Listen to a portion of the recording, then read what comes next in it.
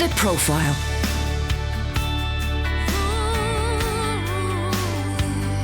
You're listening to Premier Christian Radio. Where faith comes to life. Well, hello and welcome to The Profile here on Premier Christian Radio. I'm Sam Hales, editor of Premier Christianity magazine. That's the magazine that sponsors this show and makes it all possible. Today, we've got a double bill for you. Simon Tuck has been in conversation with a couple of Christian musicians. Later on, you'll be hearing from Jekalyn Carr, the well-known gospel singer, about some of her life, faith and testimony. But before that, we've got Chris Eaton for you. Chris has developed a profile as one of Britain's classic songwriters. He has written all sorts of well-known classics, including Sir Cliff Richard's Saviour's Day, which reached number one in the UK singles chart in 1990. He's also worked with a host of other songwriters, including Jessica Simpson, Janet Jackson, Donna Summer, and Michael Bull.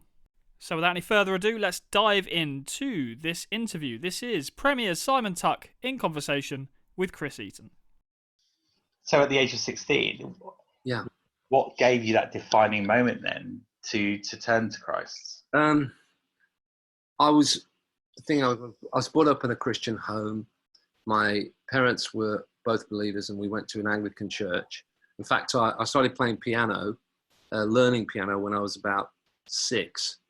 Had about 6-7 years piano lessons. Got to a point where I was sick to death of doing scales and arpeggios and playing to music, and I wanted to just kind of do my own thing.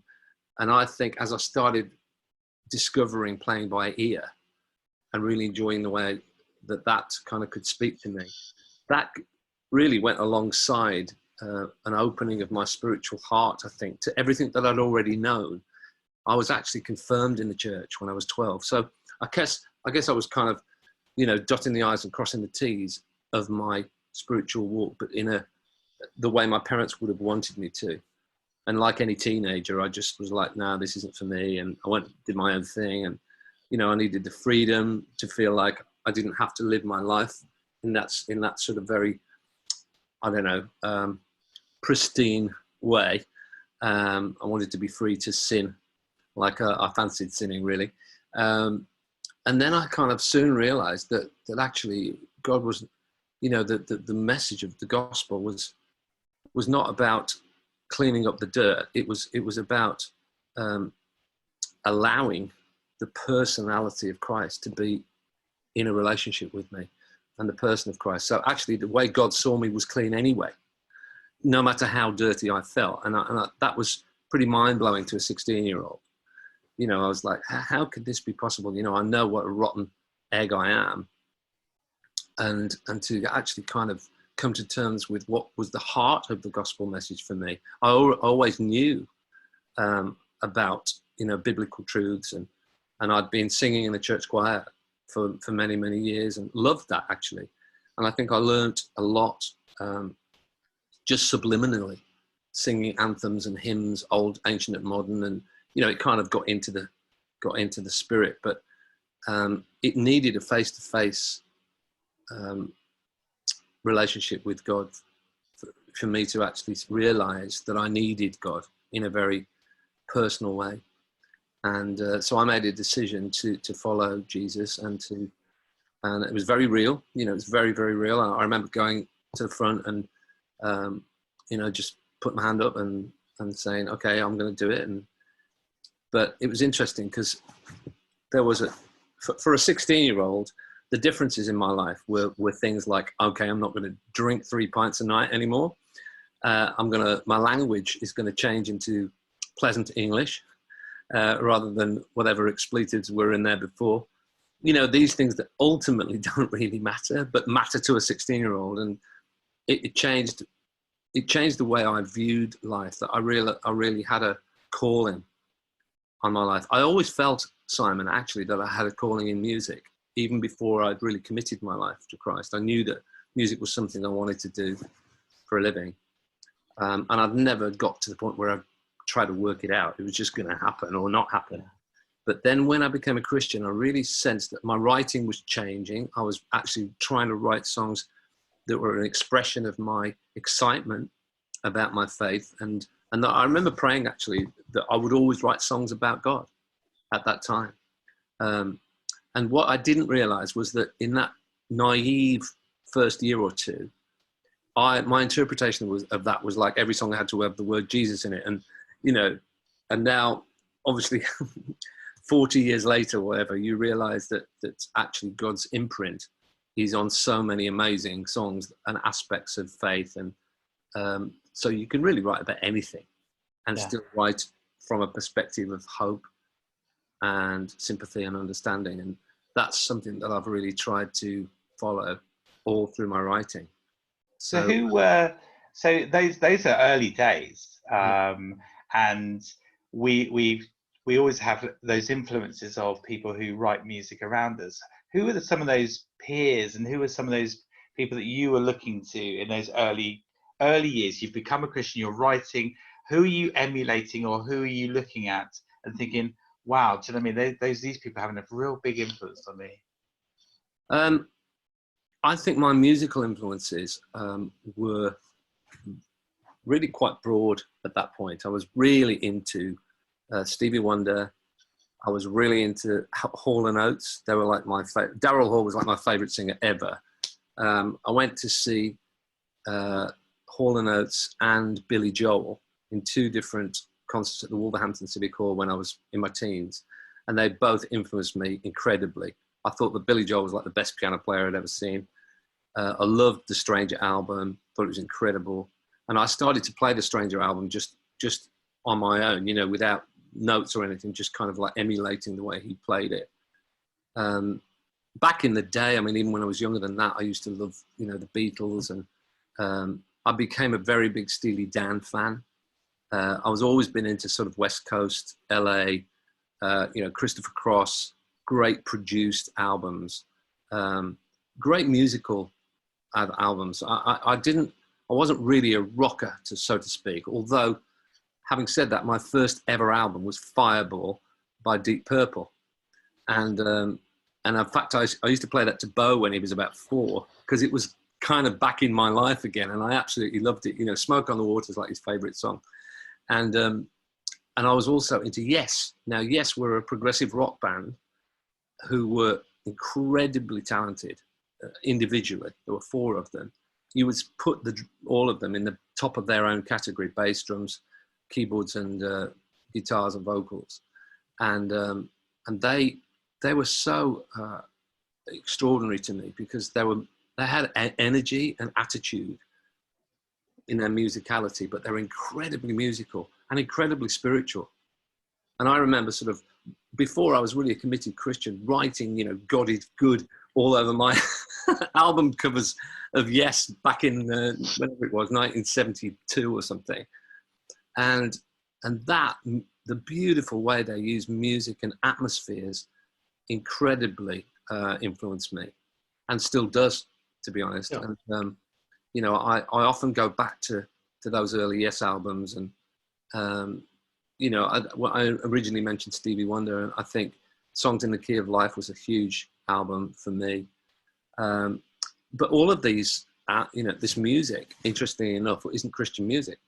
Yeah. You know, Simon and Garfunkel, I was mad keen on Simon. I love their music, you know, Sound of Silence. And I think one of my favorite songs in the whole wide world is Bridge Over Troubled Water. I wish I'd written it, that's for sure. Although there is a story there. So the fact was, I'd become a Christian, and music in my heart was changing in terms of how I wanted to express it and how I wanted to leave a mark on the world. I really felt like God, from that moment, was saying, look, I've got you here for a reason. Yeah. You know, I met Sir Cliff Richard at a big Christian event when I was young, when I was 16. He noted my talent. He'd heard some songs that I'd written even at that early age. And, you know, to cut a long story short, he ended up asking me for my favorite songs and my best songs, a tape. So I made this tape of 5 songs. It was such an incredible time of God in my life, because I'd just come out of insurance, believe it or not. So that's what when you left school, you went into insurance? Yeah. Okay, right, okay. Yeah, yeah. And I got a chance to go to uni after A-levels, but my father was a building society manager, had been for many, many years. His kind of one of his good friends was head of Eagle Star Insurance Company. So they got me a job, which allowed me to kind of, that would be my day job. And then at night I would write. And then I got into various bands when I was 16, 17, 18, you know, and I was in a band called the Mark Williamson Band, actually, many moons ago. And Mark and myself were great friends. And we were very, very active Christian band, one of the early Christian rock bands. You know, we did Greenbelt on a number of occasions. We played fun music that was filled with truth. And it was just a fantastic time. We had a great time doing it, and probably ate more curries in a year than I've ever eaten. But it was wonderful. It was a wonderful time. And then suddenly, I was asked by a guy called Dave Pope, who many people know, who's worked with sort of mission work with Operation Mobilization. And then in the end, Dave was signed to Word as a recording artist. And Cliff Richard recorded an album that Dave sang on. And Dave was using some of my songs. So that's how I kind of got through to Cliff, or he got through to me. And I had no way. When he said to me, I need to hear 5 of your best songs. For a start off, you know, this is not some, you can imagine, this is like Cliff at the height of his career, you know, coming to this little guy from Sedgley in the West Midlands, you know. And I had no way of recording those. I mean, I didn't have a reel-to-reel. I had no tape machine. There was nothing, you know. So on that Dave Pope tour, literally a week after Cliff had said I could do with these songs, I went out for a curry after a gig at St David's Hall in Cardiff and met a guy called Rob Andrews. Now, Rob became a dear friend and owns a 24-track studio in Herefordshire.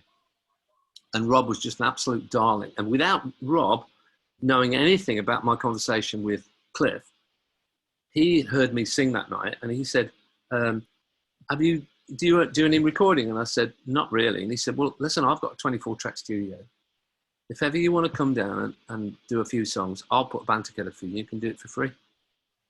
And I was like, wow, this is amazing. So I told him the story about Cliff and he said, oh, yeah, absolutely. He said, come down for a weekend and I'll put the band together and we'll record 5 songs and send them to Cliff. So you can imagine I was so excited about that. And this was a full band, professional guys that obviously Rob paid at the time. And we did the tape, sent it off to Cliff. I had a letter back from Jill Snow, his secretary, who said, Cliff's received the tape and I've given it to him and I'm sure that we'll get in touch with you if there's any news. So at the time, I was this sort of 19-year-old, dead excited. I thought, yeah, this is it. You know, this is God's like purpose for me. And anyway, Simon, nothing happened. I heard nothing for 18 months. Wow. Now, I'm sure you can imagine at that age, that began to be slightly frustrating. From a spiritual point of view as well, because I felt like I'd given my life to God and God had suddenly opened up this amazing door. Yeah. And I'm thinking, well, were the songs that bad that he doesn't even want to get back to me, you know? And it was just amazing. And during that 18 months, I took on various part-time jobs so that I could do my music on weekends. I drove a taxi locally. I drove a beer truck delivering beer to various breweries, and I worked in a fruit shop. And during that time, that was just to get a bit of pocket money, really, so that I could go out and play gigs on the weekend. But all this time, Simon, I was getting more and more frustrated, really, with God. And one day, out of the blue, I went to my local church, which is Himley Road Methodist Church in Gornal, in Dudley. And I don't know who the minister was that night, but it was just one of those nights when you feel like God is speaking specifically to you. Yeah. And it was a life-changing moment for me because I knew that God was saying to me, look, let it go. Don't you trust me? And I was sort of shouting. I really was shouting at God, you know, and I got really upset. And in the end, I went home and I was really just felt a heaviness to let it all go before God. And I was able to do that night. And I actually prayed a simple prayer. I was like, Lord, if you wanted me to be a whatever, you know, window cleaner, I will do it for you, because I know that, you know, you are my Lord, you're my God, you've saved me, and you have the best for me. Yeah. And I was able to sleep peacefully that night. 3 days later, I get a phone call from Cliff's secretary. Do you remember those songs? She said. And I said, yes. And she said, well, I just wanted to let you know that Cliff is going to record four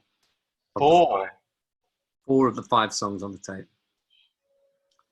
And it was just, and in the end, 2 of them went on to be recorded on Wired for Sound, which were my first 2 big songs that were recorded.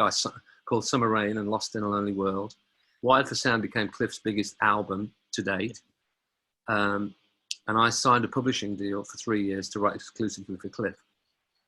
And Cliff got in touch with me immediately after that and just basically said, look, you know, I have a real sense that you're the first Christian that I feel I can use your songs on my pop albums, which was a massive deal for Cliff, because he'd always done the gospel music separately.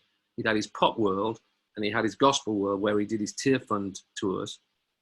And it was almost like just near the twain shall meet, you know. Yeah. And it's like his pop people almost were like, well, you go ahead and do your gospel thing, but the real deal is your pop, is who you are as a pop star, you know.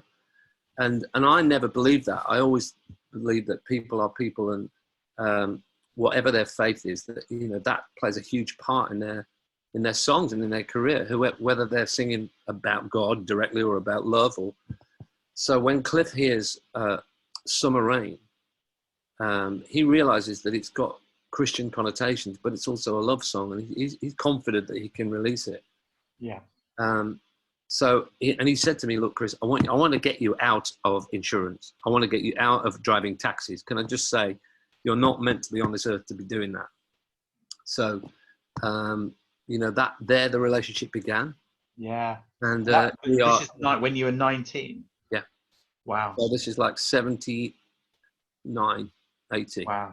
And I then the next record that Cliff recorded was called Now You See Me, Now You Don't. Yeah.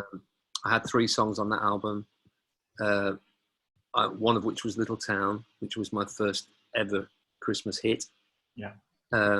Which I actually instantly wrote when I was 17. So I wrote Little Town 3 years previously, and I'd had the demo of it for ages, just a piano vocal. And Cliff just fell in love with it and said, yeah, I think this is a smash hit, you know. So isn't it amazing though how God had led you to a point, and in a very short period in time, when you'd given your life to him, suddenly God has stepped in even further and sharpened you really quite quickly, and yet put people in there for you as well. Life hasn't always been easy though. You mentioned this a little bit earlier when you said you had a few troubles, but God has seen you through them. Would there be a moment where you could share that when your faith was tested, where there was a moment where actually this is a bit rubbish actually, but God was still there even though it was a bit rubbish? Well, I think, yeah, without getting too much into it, just harping back slightly to when I first met that guy, Rob Andrews in Hereford, who gave me the opportunity to record. That same weekend, I met a young lady called Jill, and we fell in love and got married 3 years after that in 1982. And for a while we were very happy and everything seemed to be fine. I think I probably had a big lack of understanding, possibly to her needs in terms of the beginning of the marriage, because she was a nurse and I was a traveling musician and was very, into what I was doing. And I was trying to be as gracious as I could with her. But at the same time, I think there must have been an element of insecurity that came in early on in that relationship. We were very young, and but unfortunately, we ended up going our separate ways. It was not something that I wanted, and I was heartbroken by it. I mean, absolutely devastated, I suppose, really, at that time. And it really did test my faith. And Jill was a Christian as well. And, you know, certain things have just driven us apart. And, you know, we just allowed it to get out of hand. And there was no going back. Eventually, you know, there was a big trying time. There was a time of probably 4 or 5 years when we stayed together and tried to make it work. But to a degree, once the damage was done, and that little bit of trust had gone, very hard to get that back, you know. So as much as I was brought up without believing in divorce, it was something that had to happen. And through the grace of God, you know, we've both moved on, and we're both happily married in a new relationship. And, you know, I'm with the most amazing lady in the world, with a beautiful boy, and, you know, testament to God's grace. Yes. Did you feel you had support from the church during this time? Was it more about your relationship with God, or because surely even at that time, divorce must have in the church was pretty like, you don't talk about it, and then suddenly getting married again, we don't talk about it really. Is that something that you feel has changed over time as well? I think I did get support, certainly not official support. There were plenty of friends that I knew who still loved us both, and that they found it very, very hard to take sides, but they were incredibly supportive of me. And I suppose in a way, my relationship with Nashville, which I've not mentioned until now, became all the more important at that point, because at the time that we had to split up, I'd been recording my first album in Nashville, and I'd met Amy Grant, who I was, you know, a big fan of, and then ended up being like brothers and sisters. You know, we became very, very good friends. I recorded my first album with her record label, and her management became very, very dear friends of mine and their families. And I spent a lot of time in Nashville, and that may have possibly added to the lack of communication that we'd gone through in our marriage. But the reality was, they saw the side of me that God was really using in music, and how people were responding to that, and how excited I was, and how much was actually going on around it all. I mean, it was really a whirlwind for me. I mean, this first album that I recorded, called Vision, we had a huge budget. I mean, we're not talking, you know, Christian album with 10 grand if we're lucky. You know, this was $250,000 album. It had the most amazing players on it that I dreamed of playing with. You know, that were in Toto, that were in Michael Jackson. You know, you're talking a who's who of the greatest musicians on the planet playing on my record, and my songs. You know, purely my songs. I'd never co-written at that point, so all 10 songs were sort of hand chosen as my best 10. And it was due to be a pop album. I mean, it was released in Christian music. But at that time, my friendships deepened extraordinarily with the people in Nashville. Nashville became a second home to me. So when things went finally pear-shaped in my home life in England, I found the support of those guys in Nashville was huge, because they would never have wanted me to go through what I went through, or Jill, for that matter. But they were like, look, you've got a job to do here. You know, don't give up on who you are. No matter what, you know, and all of us go through relationship problems, and some more than others. And it's something that is very rife even now. I mean, through the lockdown, I mean, gosh, I hope we enjoy our partner, because we're spending a heck of a lot of time with her. And, you know, needs a lot of grace to understand the other person's point of view and needs. But I think what I felt through it all was, I can't do anything about this. You know, I can't fix this. But God has not let go of me. God has not turned his back on what he wants for my life. And I've got to align myself with his plan, and not spend however long, you know, years in mourning or disillusionment, thinking, well, it didn't work out. That dream just didn't happen. I don't believe God is in the business of giving us dreams and taking them away. Yeah. I think God wants us to learn from our experiences and end up with a dream that's his dream for us. Do you think that made you more conscious when you entered into a relationship for the second time? Absolutely. 100%. I remember what an old lady said to me when I was struggling after my divorce about where God was, and she gave me a Bible reference, which was Isaiah 43, and I wrote a song called Something New. When you pass through the waters, I will be with you. I'll watch over you. When you walk through the valleys, and it's like I want to do deep within you something new. So don't dwell on the past.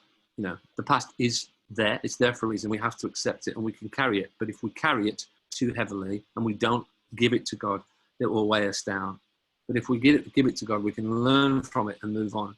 And Something New became a song that, although I wrote it for other people, it became a song that actually turned around and ministered to me every time I sang it, and still does. You're listening to The Profile here on Premier Christian Radio. I'm Sam Hales, editor of the magazine that sponsors this show, and that is Premier Christianity Magazine. If you would like a free sample copy of our latest issue, just head to premierchristianity.com, type in your address, and we'll send you the print edition, the latest one, direct to your doorstep, completely free of charge. premierchristianity.com. The Profile.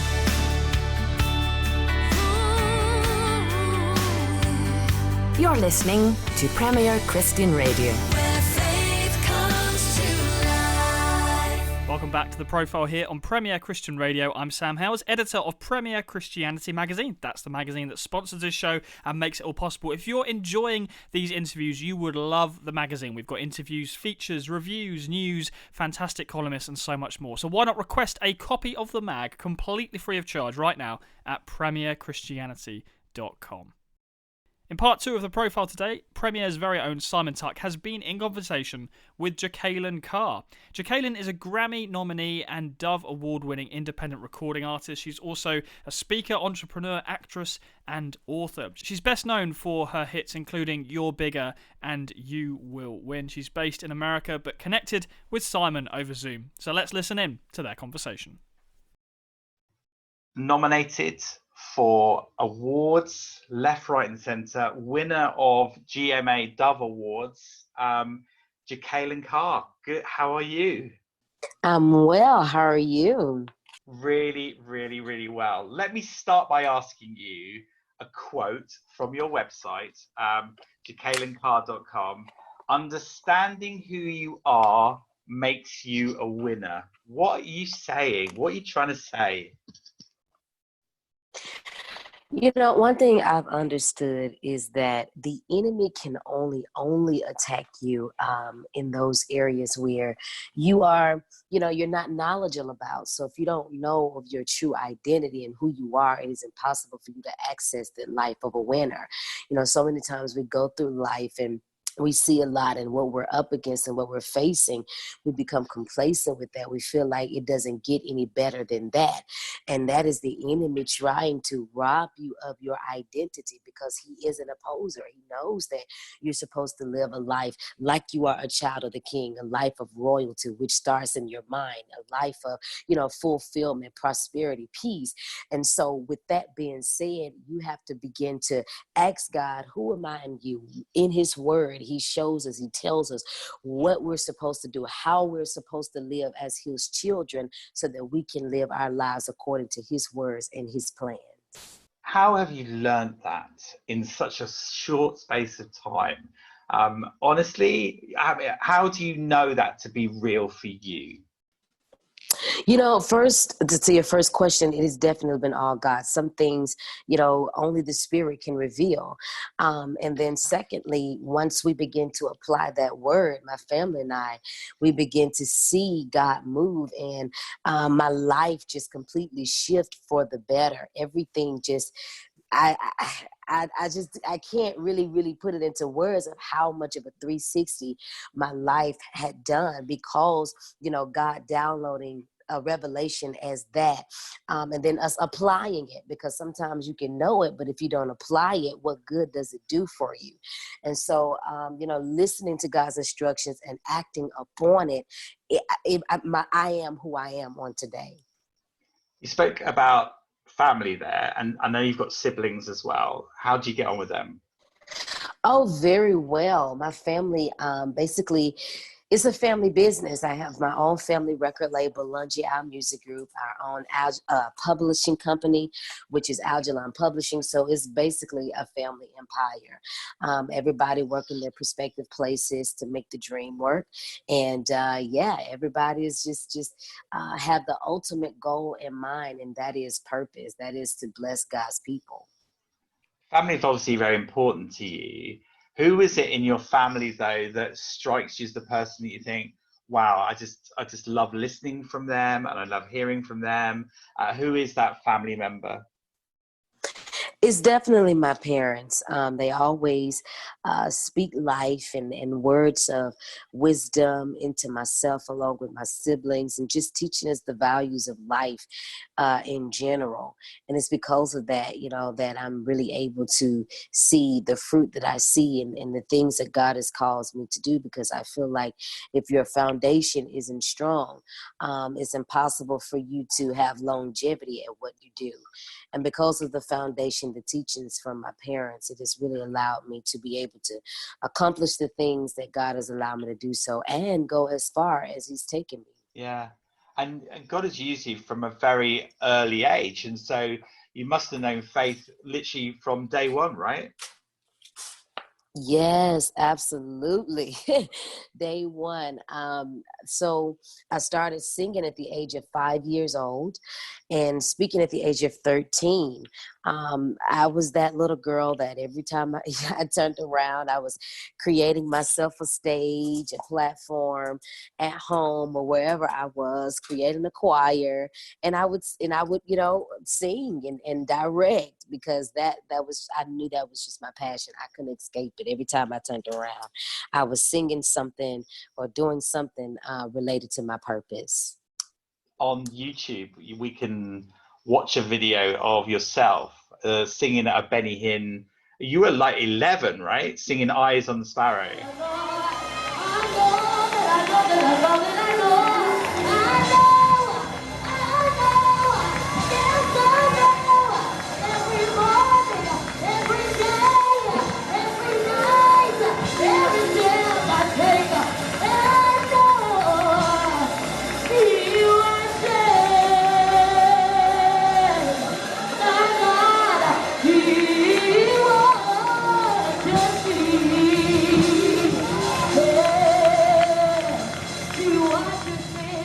Yes, I was. I was 11 years old then, and that was just like an amazing experience for me. And that was literally right before everything, maybe 2 years before everything took off for me.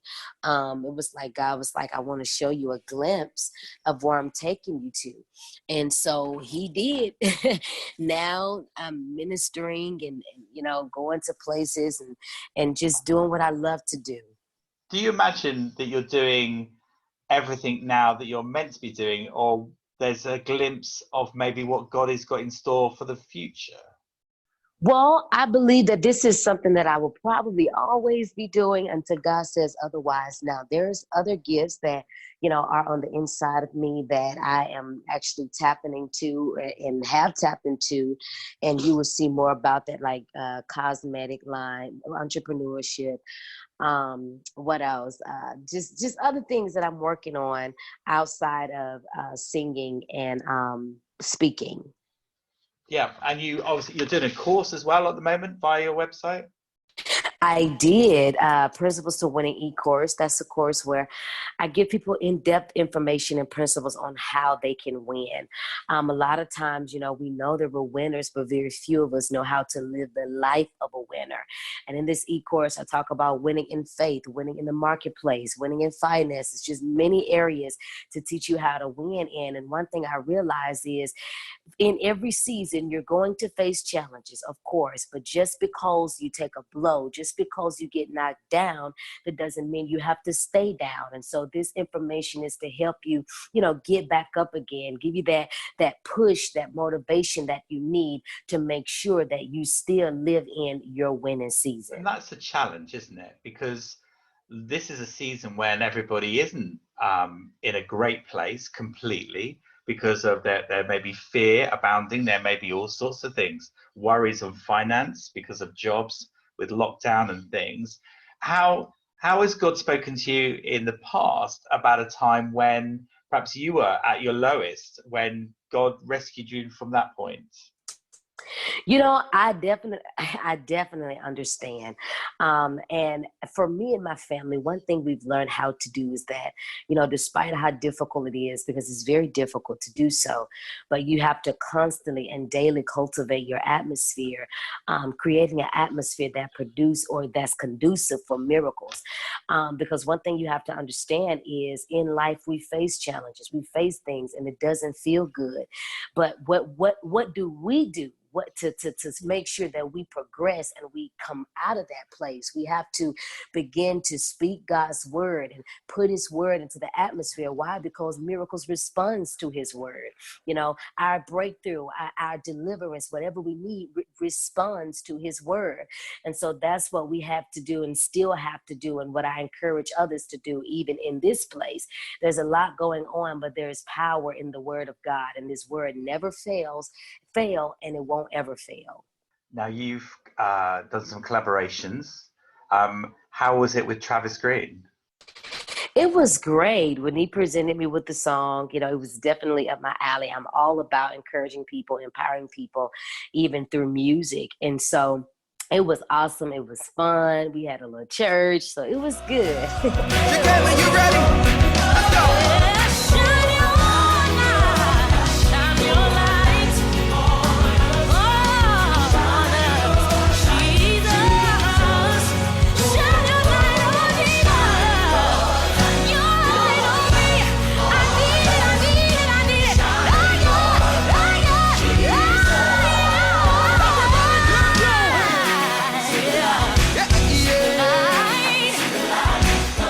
Right now. Everybody come on.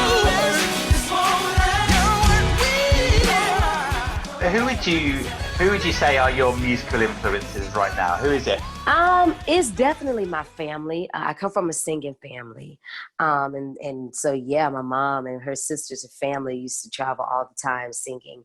But I would say people, I love the legends.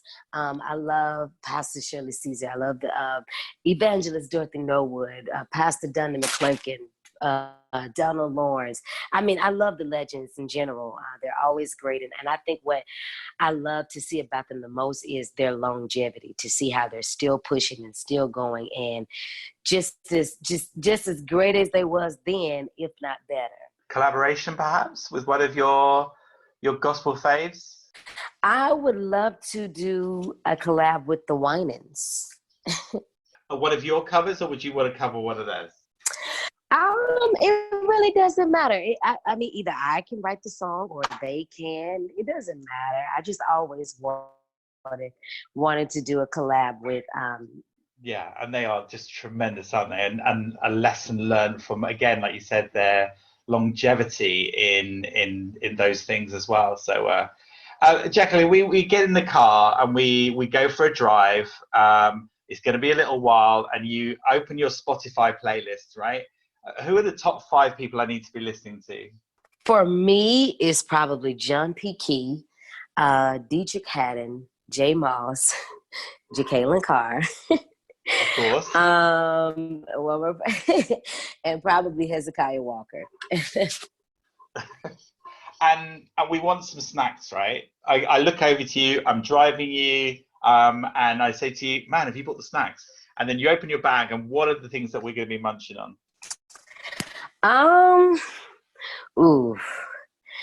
I would probably have to say the spicy nacho Doritos, green tea, Lipton tea, the diet one, and a Belvita cookie. Oh. I'm a little boring with my snacks, but that's what it is.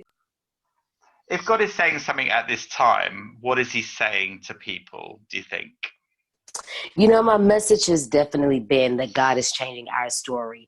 As we spoke upon this earlier, we're up against a lot. You know, things in our community, which is going on in our world in general, the entire pandemic, and then on top of that, people are facing things within their very own households. And so, I want you to understand that though this may be a part of our story, it is not the end of our story. We as a people have to join together and keep pushing and keep fighting, because this is not our promise. I believe that there's so much that God has in store for us.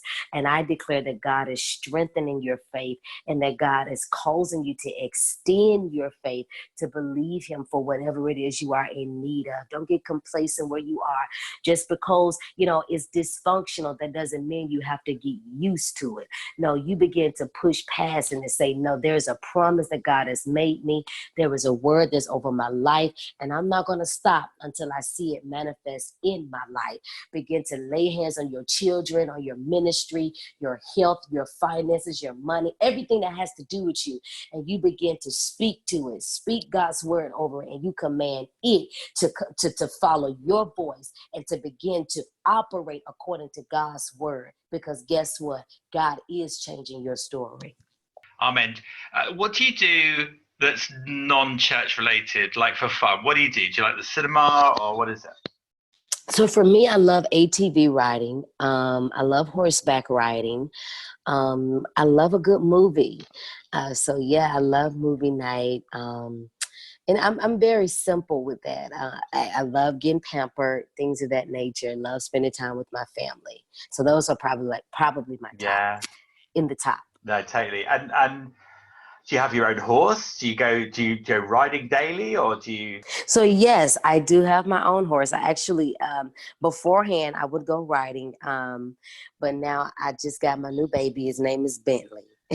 Oh, is this your first horse, or this is like your first owned horse? This is my second one. Okay. Yes. Oh, and that's brilliant. And it's good to have something that you can just clear your head. And you've got some beautiful places to ride, though. Absolutely. Well, I actually have my own land and own place to ride, so that's just great. Now, are you based in Memphis itself or nearby? And has Memphis been a big influence musically to you as well? So I'm from Memphis. And I'm now in Atlanta, Georgia. And Memphis was great. It's a great place. I mean, Memphis has so much talent. And then I recently moved to Atlanta about 5 years ago. And it's been going amazingly well. Like, it's very convenient for my traveling. And it's just a breath of fresh air at the same time. But nice to go home. Nice to go back to Memphis sometimes. Definitely, all the time.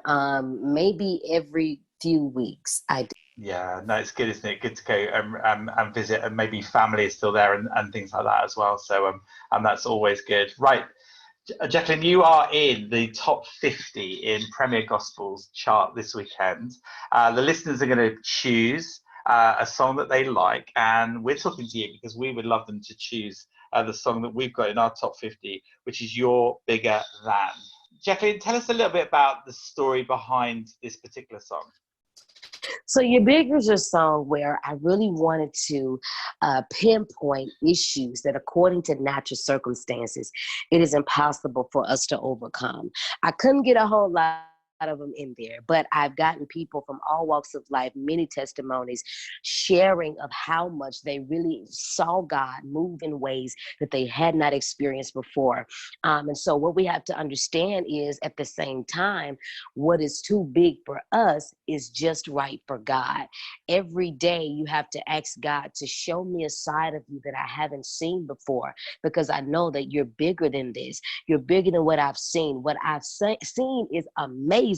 But God, now expose my mind and my understanding and my eyes to who you are on an even greater level. Brilliant. Would you introduce the record for us?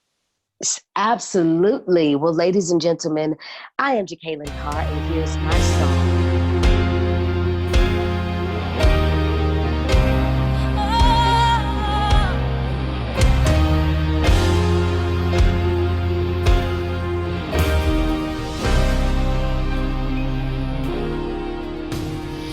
Bigger than the universe. You're bigger than the sun and the stars. You're bigger than the things, oh, that could tear me apart. You're bigger than the universe. You're bigger than the sun and the stars. You're bigger than the things, oh my, that could tear me apart.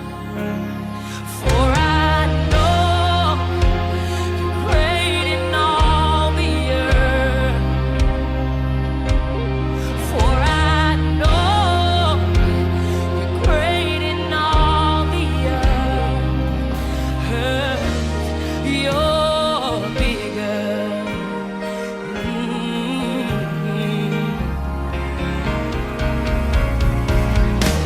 You're bigger than the problems I face.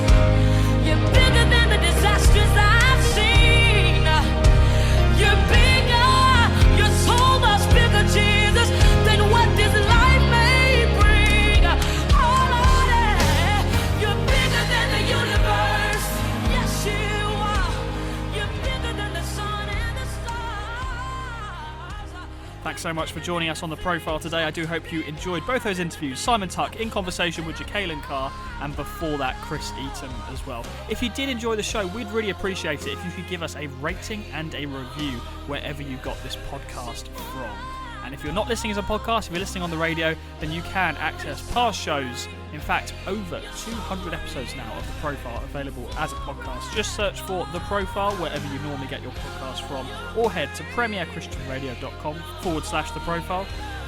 And as I say, if you are enjoying this as a podcast, we'd really appreciate a quick rating and a review. It helps other people to discover the show. That's it for this week. We'll be back same time, same place next week. Cheers.